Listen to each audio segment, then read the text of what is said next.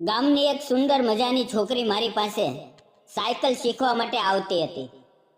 એક દિવસ સાયકલ શીખવતા શીખવતા હું તેને મારી વાડીએ લઈ ગયો.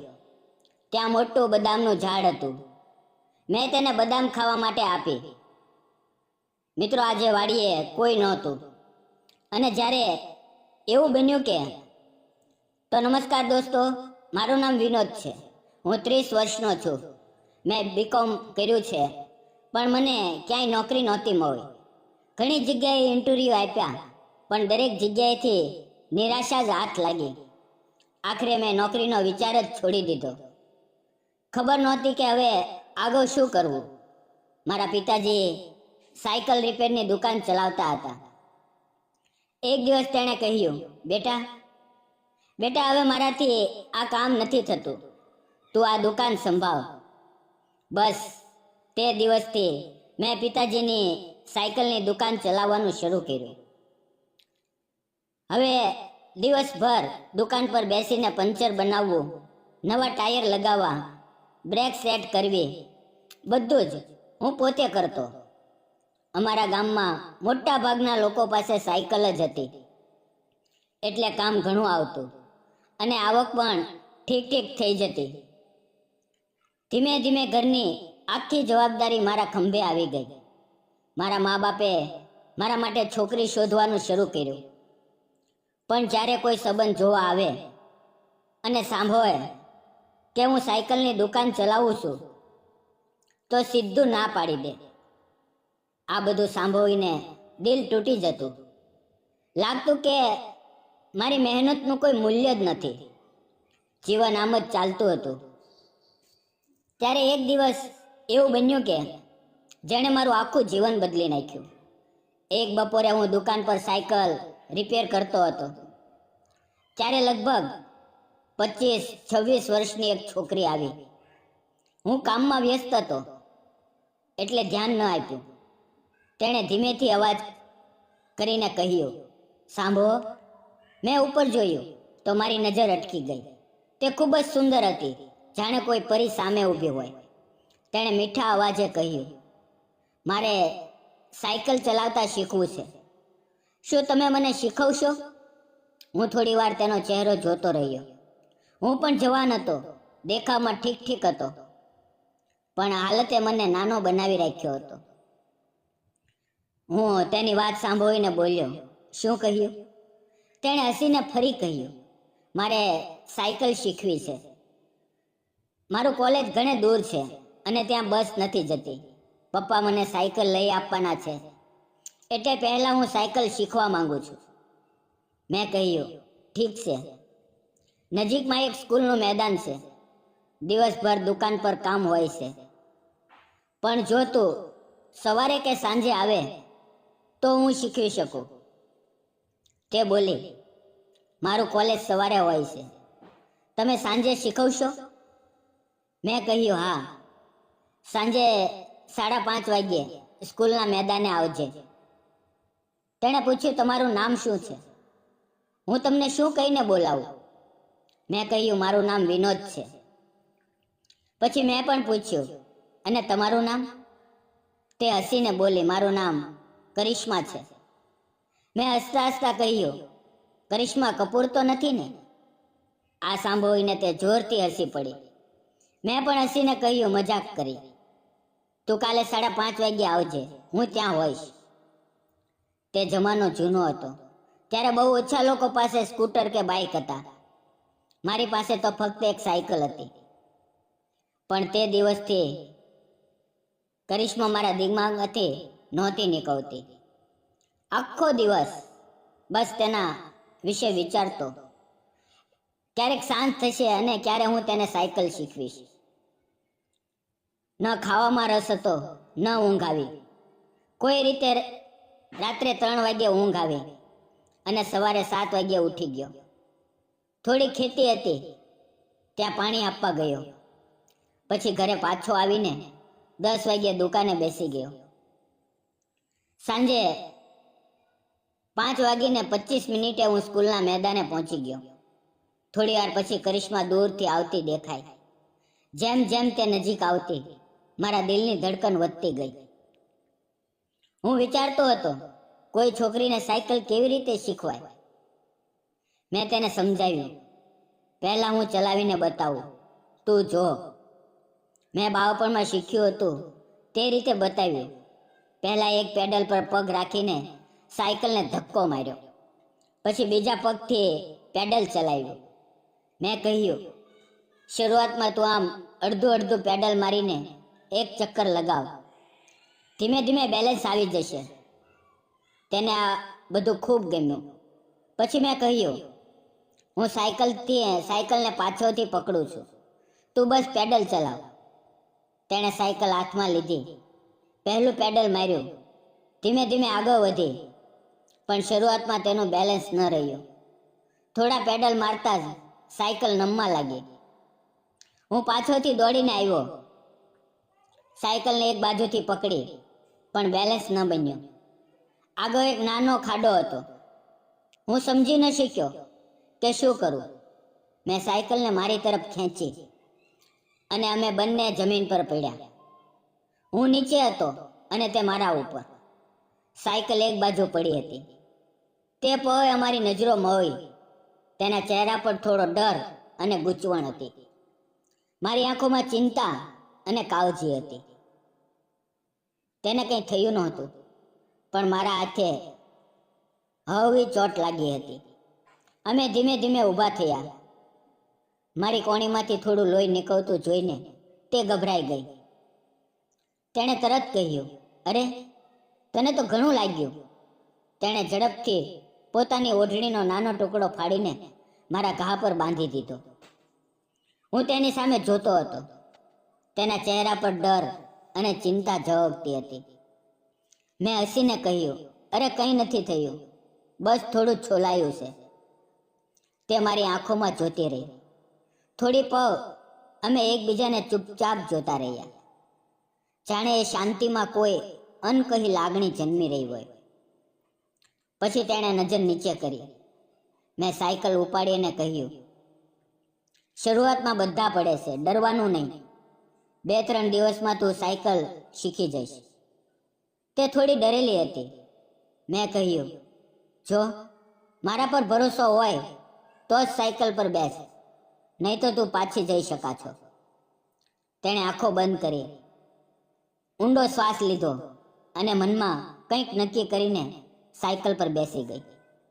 શરૂઆતમાં તે અડધું અડધું પેડલ મારતી હતી, પણ ધીમે ધીમે તેનું બેલેન્સ બનવા લાગ્યું. થોડી ડગમગાટ હતી, પણ તેના ચહેરા પર ખુશી ઝળકતી હતી. તેને ખુશ જોઈને મારા દિલને ખૂબ સુકૂન મળ્યું. તે ખૂબ ખુશ હતી, કારણ કે તેને હજી સુધી સાયકલ ચલાવતા નહોતું આવડતું અને આજે તે ધીમે ધીમે શીખી રહી હતી. તેણે હસીને કહ્યું, તારા લીધે મને થોડું થોડું સાયકલ ચલાવતા આવડવા લાગ્યું. Thank you. પછી બોલી, આજે બસ આટલું, કાલે ફરી મળીએ. મેં કહ્યું, ઠીક છે, હું કાલે અહીંયા આવીશ. તે થોડે દૂર ગઈ, પછી પાછું વળીને હસી, અને તે હાસ્ય મારા દિલમાં ઉતરી ગયું. હવે તો તે મને ખૂબ ગમવા લાગી. તેનું હસવું, હવામાં ઉડતા વાવ, તેની સંચળ આંખો, ગોરો ચહેરો, બધું જ મને તેની તરફ ખેંચતું હતું. મારું મન હવે કોઈ કામમાં નહોતું લાગતું. બસ એનો જ ઇંતજાર રહેતો કે ક્યારે શાંત થાય અને ક્યારે હું તેને ફરી જોઉં. બીજે દિવસે ખબર ન પડી કે ક્યારે સાંજ થઈ ગઈ. જ્યારે હોશ આવ્યો તો 5:45 થઈ ગઈ હતી. મને યાદ આવ્યું કે તે મેદાનમાં મારી રાહ જોતી હશે. હું તરત સાયકલ લઈને ઝડપથી કોલેજ પાસે પહોંચ્યો. તે ત્યાં ઘણી વારથી મારી રાહ જોતી હતી. હું પહોંચતા જ બોલ્યો, સોરી. તે બોલી, કેટલી વાર લગાડી, ક્યારની ઊભી છું. મેં ફરી માફી માંગી તો તે હસી પડી અને બોલી, હવે તું સાયકલને હાથ નહીં લગાવતો, હું જાતે ચલાવી બતાવું છું. તેણે મારા હાથમાંથી સાયકલ લીધી અને ચલાવવા લાગી. થોડી જ વારમાં તે ઘણે દૂર નીકળી ગઈ. તેને ખબર ન રહી કે તે કેટલી આગળ ગઈ. હું દોડીને તેની પાછળ ગયો. તેને બ્રેક મારવાનું યાદ ન રહ્યું અને તે ગભરાઈ ગઈ. પણ કોઈ રીતે મેં સાયકલ રોકી લીધી. થોડી વાર અમે એક ખૂણામાં બેસી ગયા. તે હજી થોડી કાપતી હતી. મેં હસીને કહ્યું, હવે તું સાયકલ ચલાવ, હું પાછળ બેસું. તે હસી અને બોલી, ઠીક છે. તે આગળ બેઠી, હું પાછળ. મેં હેન્ડલ પકડ્યું. મારો હાથ તેના હાથ પર હતો. અમે મેદાનના 2-3 ચક્કર લગાવ્યા. તેનો આત્મવિશ્વાસ વધતો ગયો. જ્યારે તેનું બેલેન્સ બગડતું, હું તરત પગ જમીન ઉપર મૂકી દેતો, જેથી તે ન પડે. આમ 2-3 દિવસ વીત્યા અને હવે તે સાયકલ ચલાવતા શીખી ગઈ હતી. તેણે ખુશ થઈને કહ્યું, હવે હું પપ્પાને કહીશ કે મને નવી સાયકલ લઈ આપે. તે પછી પણ તેણે 5-6 દિવસ પ્રેક્ટિસ કરી. દરરોજ મળવું એ અમારી ટેવ બની ગઈ હતી. આ સાદી સાયકલના બહાને અમારા દિલ એકબીજા તરફ ખેંચાતા હતા. તેણે પોતાના મોટા ભાઈને કહ્યું હતું કે તેને સાયકલ જોઈએ છે. એટલે તેના માતા પિતાએ કોઈ રીતે પૈસા ભેગા કરીને તેને નવી સાયકલ ખરીદી આપી. તેના ઘરની હાલત પણ બહુ સારી નહોતી, પણ તે ભણવામાં હોશિયાર હતી અને તેના નાના નાના કામ પૂરા કરવા પ્રયત્ન કરતા. હવે અમે બંને દરરોજ મેદાનમાં મળવા લાગ્યા. તેને હવે સાયકલ ચલાવતા સારું આવડવા લાગ્યું હતું. એક દિવસ સ્કૂલની રજા હતી, એટલે તેણે હસતા હસતા કહ્યું, ચાલ આ રવિવારે આપણે સાયકલ ઉપર ક્યાંક દૂર ફરવા જઈએ. મેં કહ્યું, કેમ નહીં? ચાલ આપણે મારા ખેતરે જઈએ. તે અહીંયાથી લગભગ 3 કિલોમીટર દૂર છે. કાલે સવારે 10 વાગ્યે આવજે. અને હા, ખાવાનો ડબ્બો પણ લઈ આવજે. બીજે દિવસે ઠીક 10 વાગ્યે તે સાયકલ લઈને મારી દુકાને આવી. હું પણ મારી સાયકલ લઈને તૈયાર હતો. અમે બંને સાયકલ ઉપાડી અને ખેતર તરફ ચાલ્યા. રસ્તામાં તે ખૂબ સુંદર લાગતી હતી. સાયકલ ચલાવતી વખતે તે વારંવાર મારી તરફ જોતી અને હસતી. હું પણ તેને જોતો અને હસતો. તે 3 કિલોમીટર સુધી વિના અટકે ચાલતી રહી. તેને હવે બ્રેક મારવી, ઘંટી વગાડવી, પેડલ ચલાવવું બધું આવડી ગયું હતું. ખેતરે પહોંચીને અમે એક બદામના ઝાડ નીચે બેઠા.